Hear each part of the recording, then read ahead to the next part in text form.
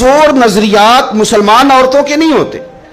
और फिर सारी जिंदगी अगर याद करना है तो दुख याद करना है, सुख नहीं याद करना। जिंदगी के अंदर जहां किसी जगह आजमाइश आई उसका जिक्र रोज करना है, और जो आसानी आई उनको भूल जाना है।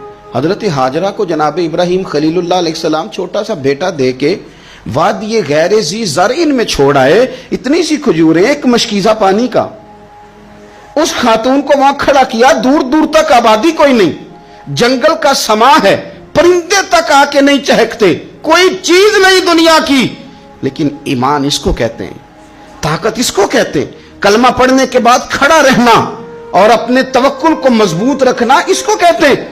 हजरत इब्राहिम वापस लौट रहे थे तो जनाब हाजरा ने एक सवाल पूछा, बस एक। जनाब हाजरा अर्ज करती हैं, अल्लाह के खलील, ये अपनी मर्जी से छोड़ के जा रहे हो कि रब का हुक्म है? मेरे मालिक की मेरे बारे में यही फैसला